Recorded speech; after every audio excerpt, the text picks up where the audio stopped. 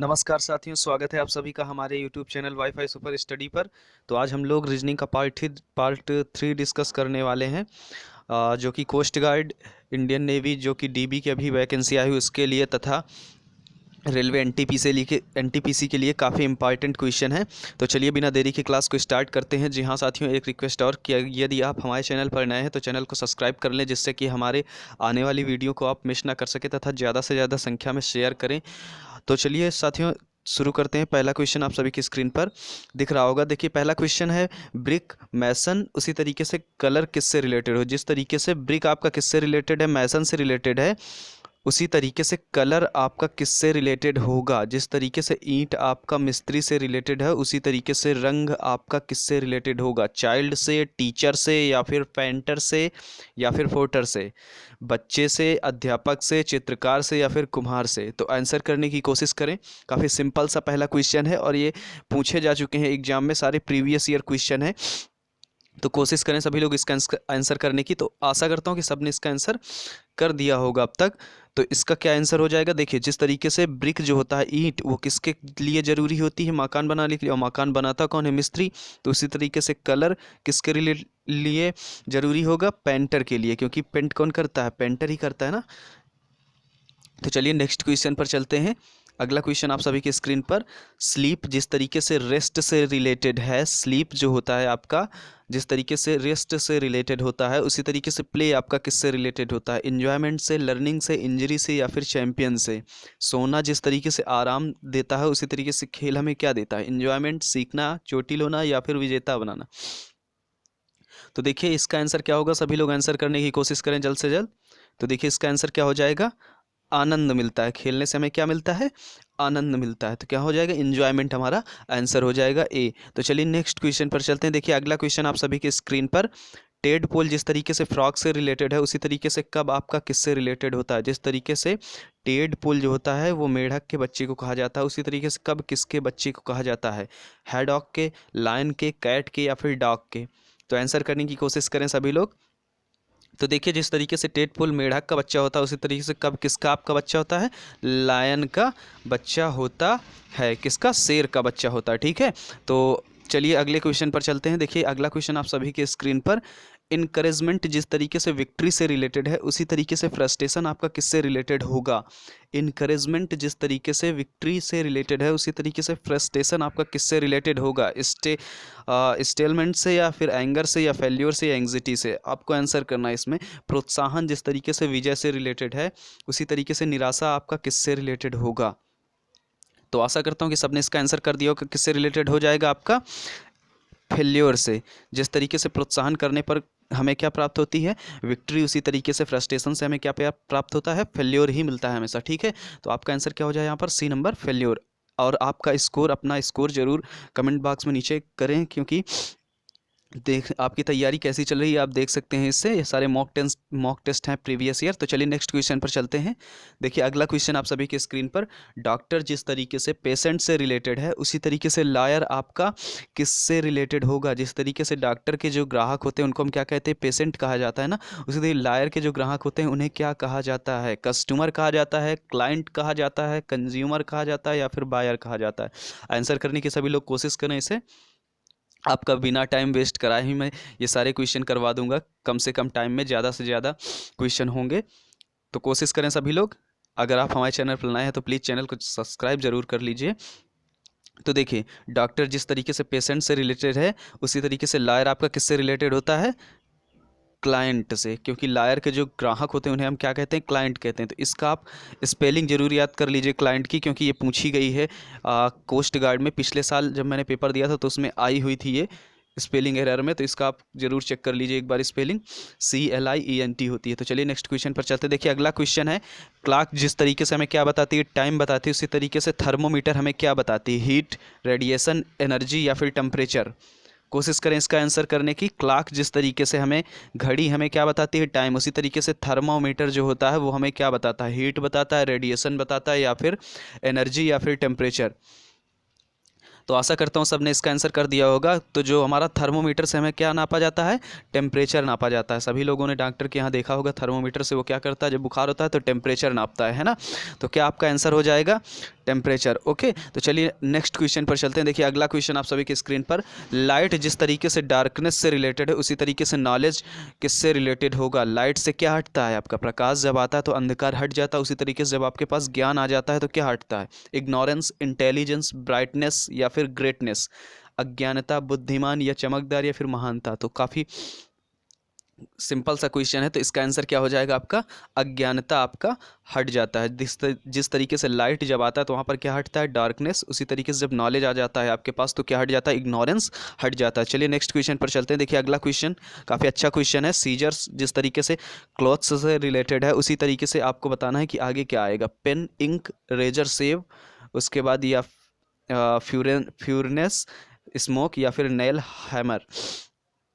Answer करें जल्द से जल्द इसका। देखिए सीजर जिस तरीके से आपका क्लॉथ को काटता है उसी तरीके से रेजर जो होता है वो आपको क्या काटता है? सेव कराने के काम आता है। तो आपका बी नंबर राइट आंसर हो जाएगा। तो चलिए नेक्स्ट क्वेश्चन पर चलते हैं। अगला क्वेश्चन काफ़ी अच्छा क्वेश्चन है, ये नंबर सीरीज से रिलेटेड है।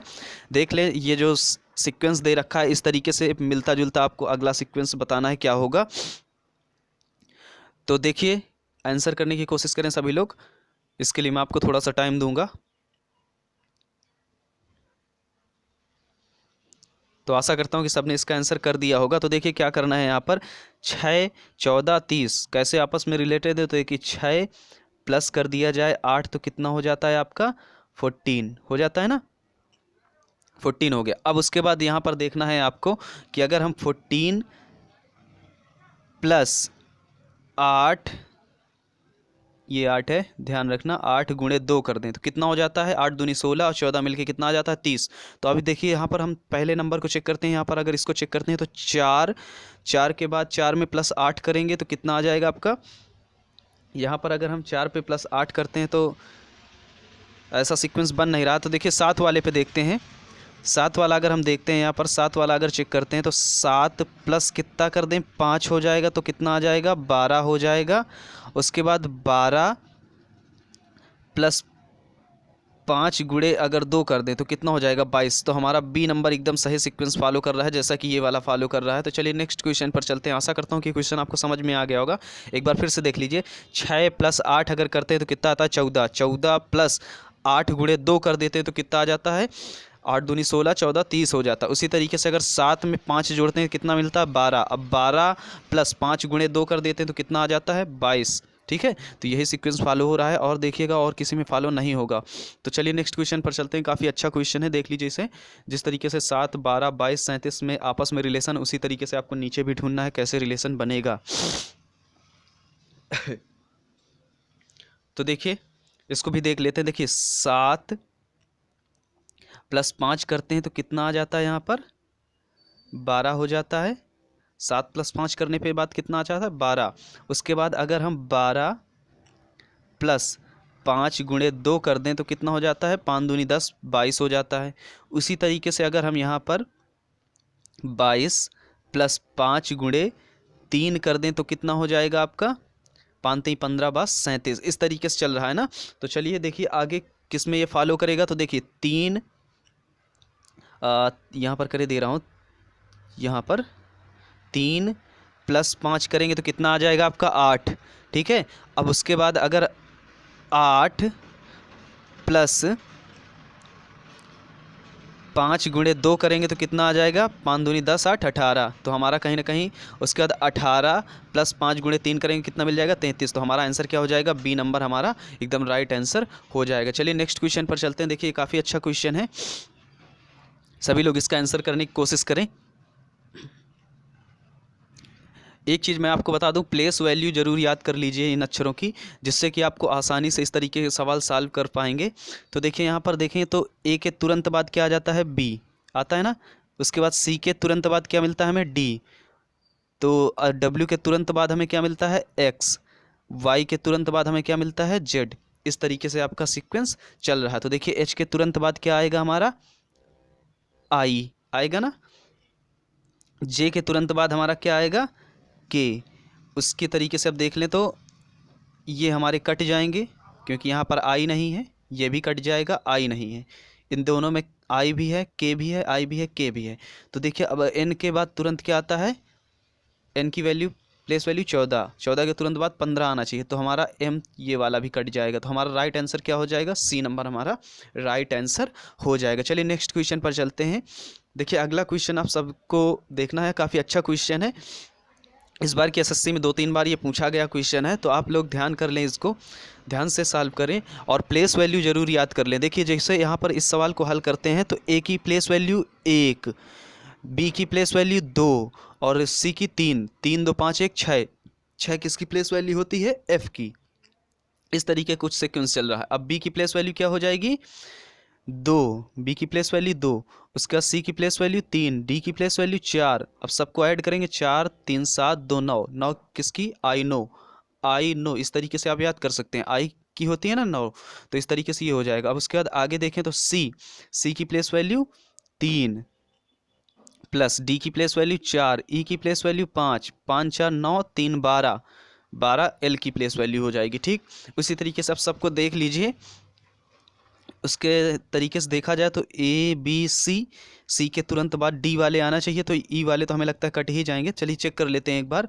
देखिए डी की प्लेस वैल्यू कितनी होती है, 4, ई की 5, एफ की 6, 6 5 11 4 15, ओपन ओ 15, ये वाला आपका हो सकता है। इनको भी चेक कर लीजिए एक बार, डी की 4 ई की 5, तो ये तो कट गया।